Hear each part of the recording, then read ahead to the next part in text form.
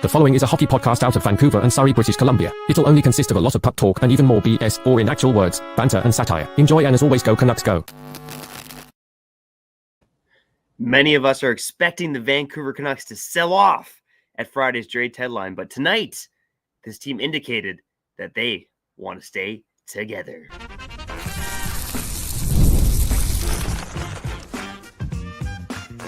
You're Locked On Canucks, your daily podcast on the Vancouver Canucks, part of the Locked On Podcast Network, your team every day. Hey, welcome to the postcast here on Locked On Canucks. My name is Trevor Beggs, co-host of Locked On Canucks, usually joined by my co-host Kyle Baum, but tonight it's just me, baby, talking to you after the Vancouver Canucks put forth one of their most complete efforts of the season in a 3-2 win over the Anaheim Ducks. And the scoreboard tonight didn't tell the full story. It was a pretty complete effort from the Vancouver Canucks. And yeah, of course, they're playing an Anaheim Ducks team who are on the second end of back-to-backs, not a cup contender by any means, or even a playoff contender for that matter. But this is a team who was 9-3-1 in their last 12 games heading into this contest tonight. And as Canuck fans know, this is a team who fed the Canucks their lunch just about a week ago in Anaheim when they beat the Canucks 5-2. This was the last game before the trade deadline. The Canucks do play on Friday night against the Minnesota Wild, and I think many in this market are wondering, what is this team going to look like once the trade deadline commences? And you know, we'll get into the player report cards tonight as well. But you know, some of the big names on the Canucks who might be traded, namely Brock Boeser and Pius Suter. They were two of the Canucks who statistically didn't have a great night, but Brock Boeser, you know, I think he was playing with, you know, a bit of heavy shoulders tonight. He talked about it pregame heading into the game, how there was some stress in the situation, not knowing where he might be. Again, talking like a guy who wants to stay with the Vancouver Canucks. But man, oh man, tonight was a pretty complete effort from your Vancouver Canucks. And, you know, in terms of Brock Boeser, again, statistically, not a great night for him. I think he was on the ice for six shot attempts for 21 shot attempts against. That is a pretty ghastly total for considering that the Canucks outshot the Ducks 36-16 tonight overall. And again, they are playing Anaheim Ducks team, not that good, but you do got a guy in John Gibson as well who has had the Canucks number over the years. Tonight looked like he might have had the Canucks number again, but Jake DeBrusk sneaks one by him early on, set up by Brock Boeser, mind you. And also, you know, he gets a bit unlucky that a Teddy Blueger shot deflects off Jackson Lacombe and in. But for those thinking that the Vancouver Canucks might sell off at the deadline, not so fast. And I'm not saying tonight changes a whole lot for this hockey team, but it is a world of what have you done for me lately? And again, I do think that this Canucks team values the playoffs. Like it or not, we know we got an owner of this hockey team who values that playoff revenue. And, you know, for all the talk a couple of years ago when they brought Patrick Allvin and Jim Rutherford on board, handing off the reins to them, you know, Jim Rutherford talked about having full autonomy. But I do think that, you know, this ownership group, they want playoffs. And I think this management team wants playoffs as well for Quinn Hughes. Now, again, with Brock Boeser and Pius Suter, we talked about that earlier on today's episode. We'll get it more into that tomorrow. And of course, recap the trade deadline on Friday as well. But, you know, I've said it before.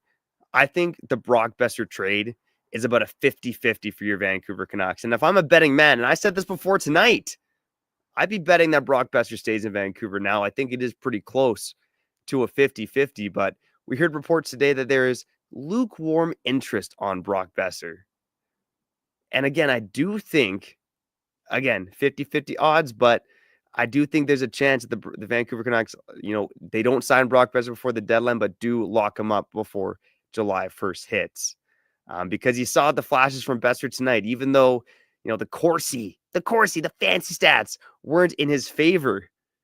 This is a guy who set up Jake DeBrusk for a goal, had a couple of good chances himself, had a couple of good defensive plays in this game as well. I'm going to go on a limb and say this was not Brock Boeser's last game with the Vancouver Canucks. And we'll get into report cards in a second, but of course, the man that the Canucks' hopes ride and die with is Elias Pettersson. And this was one of the better nights we've seen from him in some time. Of course, the speed not necessarily there, but he had a couple hits tonight, a few shots on net, almost hit up Connor Garland for a goal. Won 19 faceoffs tonight. That is a season high for him. At 5-on-5, when Pettersson was on the ice, they outshot the Ducks 10-1. Chances were 13-0 with Pettersson on the ice. And if there's something to get Elias Pettersson going, you put him with two of the tightest guys on this team in Joshua and Connor Garland. Two guys who have duked it out at practice, put their differences aside, and become pretty good bros overall. And I do wonder if that's a combination you see for the Canucks moving forward, because Connor Garland, man, oh man, slap an A on this guy's jersey. Connor Garland, night in and night out, showing that he rightly deserves to be a fan favorite for the Vancouver Canucks. Of course, he had Trevor Zegras running out there.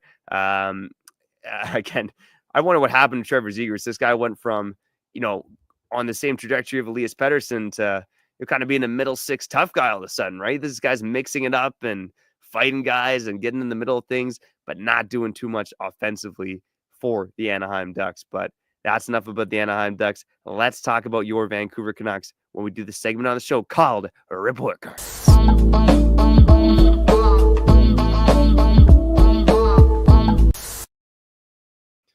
All right, let's get to it. Report cards here on Locked On Canucks, and let's start off right at the top with Brock Boeser. I'd be giving Brock Boeser a B overall tonight. And again, if I'm a betting man, we're doing more Brock Boeser grades here on Locked On Canucks. I don't think he's getting traded at the deadline, and I don't think that's what you want to hear. Hit me up in the comments. Let me know. Do you want Brock Boeser to still be a part of this hockey team? I think he's sticking around past the deadline, but we'll see what happens here over the next less than 48 hours. Carson Soucy, he scored a goal tonight. That hasn't happened too much for him this season. One of my cold takes this season was that this could be a breakout year for Carson Soucy. But man, oh man, I think going from no kids to two kids, twin girls in the house, that's a tough thing to do for anybody, man, whether you're a hockey player or not. But he does score the goal tonight. Again, Carson Soucy overall, his minutes were up tonight. Look at even strength. He played the second most among all Canucks at even strength. Only Marcus Pettersson played more tonight. And again, Carson Soucy didn't get as much special teams time, so he finishes only 1652 overall, but does get his third goal of the season. I'd be giving Carson Soucy a B+ today overall. Not a lot of flaws in his game. Canucks control possession when he was on the ice. Connor Garland, A+, man. Come on, hit the applause for Connor Garland. Let's go. The smallest guy in the league, but it doesn't matter. The smallest forward, I should say. But he's still out there dropping the gloves, trying to feed Trevor Zegras' lunch. Looked dangerous tonight. Hits a post in the first minute of the game. And, we've said it before. Again, we're grasping at straws for that guy to get Elias Pettersson going. And I think Connor Garland, if anyone on this team, seems like it could be that guy. Filip Hronek overall, a very up and down game for Filip Hronek. Of course, he gets a couple of assists with some really great stretch passes. You see the flash in this game that, he is a cerebral player, really good at breaking out the pocket from his own zone, but did have some defensive gaps in it as well. I'll be giving him a B overall. Drew Connor, let's talk about that play on John Gibson a bit, okay? Because, I agree with John Shorthouse on the broadcast. Drew Connor, I think, did everything he could to let up when he bowled over John Gibson and ended up knocking him out of the game on that play. But Drew Connor, man, oh man, this guy does play with his heart on his sleeve. He tries out there, but that line, it did struggle tonight a little bit for your Vancouver Canucks. So I should say, actually, sorry, Drew O'Connor with Phil Pedal, John Leckermack. I'm thinking the Jake DeBrusk, Pius Suter, Brock Boeser line. Yeah, Drew O'Connor overall, let's give the guy a B+. Nils Höglander gets on the score sheet again tonight, even though he's in a fourth line role, not playing as many minutes. Give him a B+. Jonathan Leckermack, back with the big club, okay?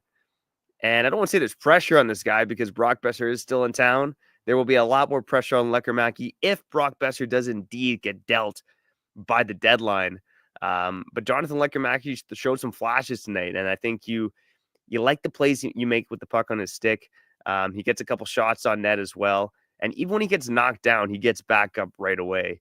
And he doesn't seem to be afraid to go to the dirty areas, something that was a knock on him, both when he got drafted and the season after he got drafted by the Vancouver Canucks. Jonathan Lekkerimäki, I know he played just under 8 minutes at even strength tonight, but had some power play time. Speaking of which, brutal power play for the Canucks tonight.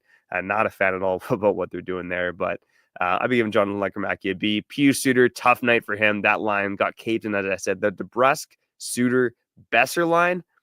Again, we were hyping up Suter, Miller, Boeser, talking about how good they were in the playoffs. We got 2 of the 3 same guys there with Jake DeBrusk, and that line was not good for your Vancouver Canucks even strength. I'd be giving Pius Suter a C- tonight. D. Petey, man. When Quinn Hughes returns, it's still an iffy situation as to whether he'll be in the lineup or not. Maybe a lot of that depends on whether or not they trade Derek Forbort or Carson Soucy at the deadline here. But you love the speed in DPD's game. That's something that I think a lot of fans didn't think they'd be seeing from him when he originally got called up to the Vancouver Canucks. I'd be giving him an A- overall tonight.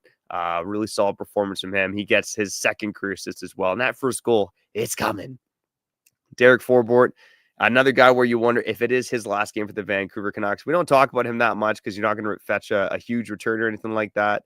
The Canucks like him because he's a steady, dependable presence back there. But Derek Forbort, if he's not going to be part of this long-term future of this hockey team, which he probably shouldn't be if you don't trade Carson Soucy. And even then, on the left side, if you got DPD, you got Marcus Pettersson, you got Quinn Hughes, what's the point of keeping Derek Forbort? I'd say you trade this guy. He might be, in my mind, between Forbort, Suter, and Boeser. I think Forbort's the most likely guy to go at the deadline. I think it goes Forbort, Suter, and Boeser in that order. But he was good again overall tonight. Didn't love where he was at in the second Anaheim goal, kind of going down a bit early there. I'd be giving him a C+ overall. Marcus Pettersson, again, when you don't notice Marcus Pettersson out there, but he leads the team in even strength ice time, that's a good thing. He was on the ice for a goal against. I'd be giving Marcus Pettersson a B overall tonight. Elias Pettersson, I should say, talked about him a bit before report cards. I liked his game tonight. Again, look, the speed's not there. He's not the same player, but he did have some chances tonight where he was on the verge of being on the score sheet. I think Oliver Sholnick said in the comments, Elias Pettersson was unlucky not to get a point tonight. Let's give him a B+ overall.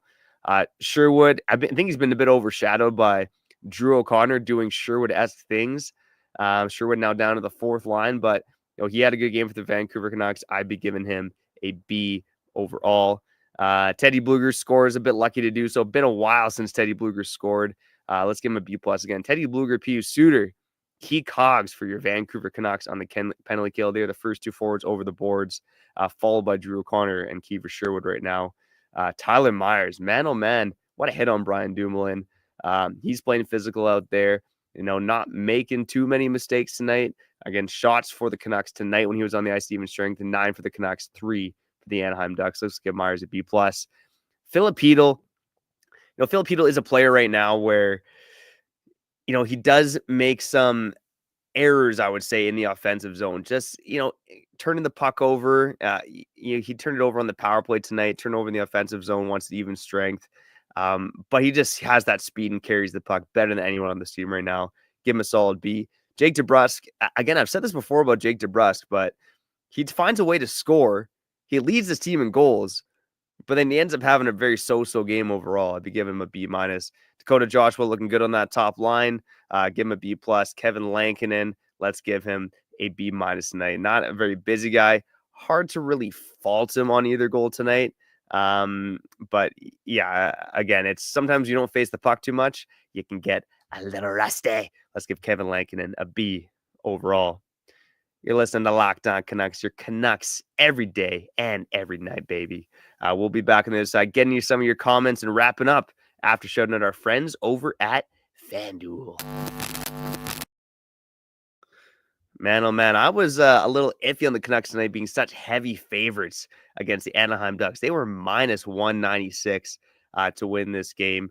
And if you're betting on the puck line, that wouldn't have done you so good because they only won this game by 1 goal. But no matter what bets you're placing, make sure you do so on FanDuel, whether it's NBA, whether it's NHL, whether it's competitive ballet, something that Cal and I are getting into in the offseason. What? But whatever bets you place, go place them on FanDuel. You can place live bets throughout the game. It's so easy to do that even I can do it. I can do it, okay? And I don't even know how to use technology, okay? I didn't even have my mic plugged in before this show started. Unbelievable stuff.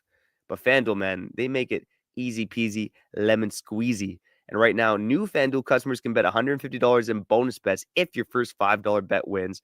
Just visit FanDuel.com to join today. That's FanDuel.com for your shot at $150 in bonus bets. Make every moment more with FanDuel, the official sports betting partner of the NBA.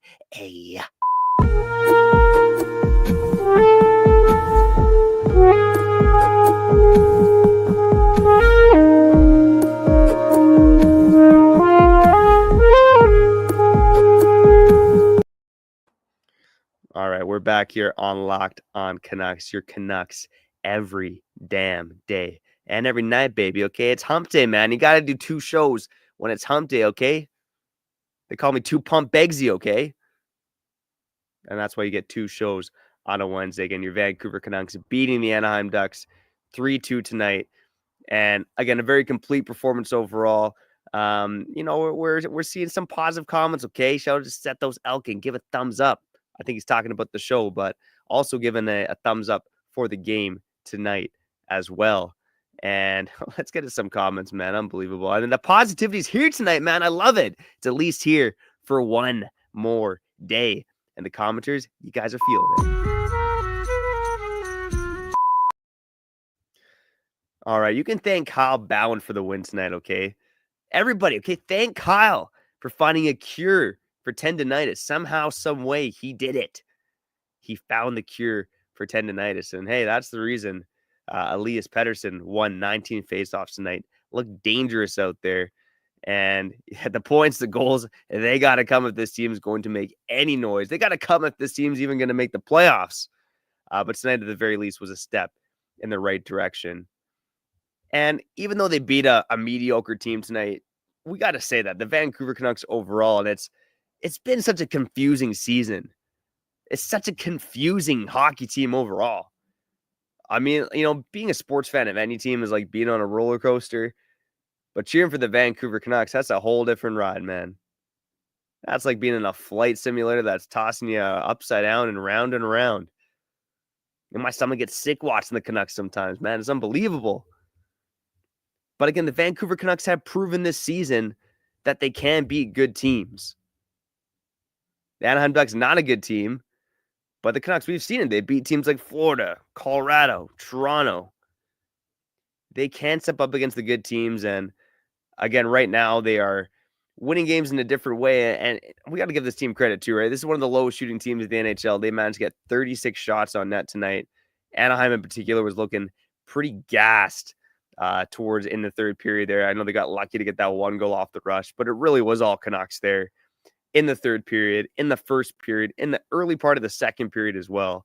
This is the game where the Canucks actually put in a 60-minute effort, which is something that, man, oh man, we have not seen too much recently. And Savvy in the comments asking the question, did the Vancouver Canucks just play entertaining hockey under Rick Tocchet? In this economy? Unbelievable stuff. It was a pretty entertaining game tonight. And to me, I think what you like to see even more than the win, I mean, the Canucks need the points, they need the wins right now. But you like to see the fight in the team. You like to see them mixing it up at the end of the game, even against a team like the Anaheim Ducks. And, you got some characters out there like Jacob Trouba, who doesn't play a clean game, Radko Gudas, punching Elias Pettersson in the face. Unbelievable stuff. Trevor Zegras out there acting like he's Bob Probert. There's some unlikable characters on that team. And, good on the Vancouver Canucks for, stepping up and being able to mix it up there. Again, Connor Garland, of course. That was one of the moments of the night. Connor Garland scrapping with Trevor Zegras. I'm all for it. I mean, Connor Garland, I should check the fighting majors on this team right now, but Connor Garland, he's probably in the upper half. He's had a couple of the season already. And man, oh man, you know what? You think about the Canucks ahead of the deadline and even the title, the working title on YouTube, did the Scrappy Canucks stave off a fire sale after winning over the Anaheim Ducks. I think part of the rationale behind that is the management team in place here, Patrick Allvin and Jim Rutherford. They've proven that they are not afraid of making bold decisions. So right now, we're all thinking about the UFAs on this team. Like, what's going to happen to Suter or Boeser or Derek Forbort? But what if there's someone else at play here that the Vancouver Canucks are thinking of dealing? And of course, this is, there's a few silly seasons in the NHL, but around the trade deadline is one of them. And we've heard some reports out there that the Canucks over the weekend were working on some big trades. And of course, nothing transpired. But it does make you wonder if there are other players on this team who the Canucks could be thinking of trading in a bigger deal. Now, you might ask, who are those guys? I don't think guys like Philip Hronek, Marcus Pettersson, the guys on the defense, those guys probably aren't going anywhere. But, one guy you think about is Connor Garland. That's a guy who was in trade rumors last year. And I think this fan base would revolt if Connor Garland was in the deal. But there might be a scenario where the Canucks, if they are going to get another top six center, they do got to give up something valuable. And Brock Boeser would make the most sense. But are you really going to trade Boeser, a pending UFA, for a top six center, a younger top six center, which is what the Canucks preferably want to target, and get a guy with term for Brock Boeser? I'm sorry, you're just not getting that on the trade market. Let's see what else is there in the comments before we get out of there. Savvy also pumping up Brock Boeser, saying Brock Boeser played like an $8 million player tonight. Yeah, I'm not so sure about that. I mean, Brock Boeser had his moments, right? And maybe that is an $8 million player in today's economy in the NHL. But Brock Boeser is sorely, he's hurting not having JT Miller on this team. And the fact that he hasn't shown that he's had chemistry with Elias Pettersson, that's hurt him as well. And it does make you wonder where Brock Boeser does fit on this team. And, maybe I'm out to lunch. And like I said, I'm not, anti-trade Brock Boeser. I'm all for extracting the most value out of this player if that deal is going to be made. And there's reports out there that that's going to be a seller's market at the trade deadline. Because especially in the Eastern Conference, there's so many teams in the mix. Even when I did my piece for Daily Hive recently about destinations where Brock Boeser could go, some of the teams on that list, like Ottawa, the Red Wings, the BJs, aka those Blue Jackets, those were teams that had as suitors for Brock Boeser. And that's why it is a seller's market, because there are a lot of teams right now who believe that they can get into the playoffs and make some noise, especially in the East, where it seems a bit more wide open this year. And in the West, bit of a different story, but of course you have the Flames, the Canucks, the Utah Hockey Club, and the St. Louis Blues all competing for that last spot. By the way, for a quick standings update, as of the end of the night, the Calgary Flames, the Vancouver Canucks tied with 67 points apiece. Each team has played 61 games. Calgary ahead of the Vancouver Canucks based on the fact that they have one more win than the Vancouver Canucks thus far. Shout it to the loser point for your Vancouver Canucks. By the way, the Vancouver Canucks still lead in the NHL with 11 loser points this season, although it's been a while since they've lost a game in overtime. All right, I gotta get out of here. Okay, it's 11 o'clock, man. It's way past my bedtime, but I love talking about this hockey team. Had to give some thoughts about the game against the Anaheim Ducks. Again, Kyle and I will be back tomorrow. One last episode before the trade deadline, and then Friday. And really the next 36 to 48 hours should be a damn interesting time for this franchise. I'm Trevor Beggs. If you like what we're doing on Locked On Canucks, go subscribe and like it on YouTube. On the podcast side, oh baby, go follow us and leave a 5-star review. We love you a long time. Help me feed my family. Help change a life, baby. Help cure tendinitis. But for now, gotta get out of here. I'm Trevor Beggs, and you've been listening to Locked On Canucks.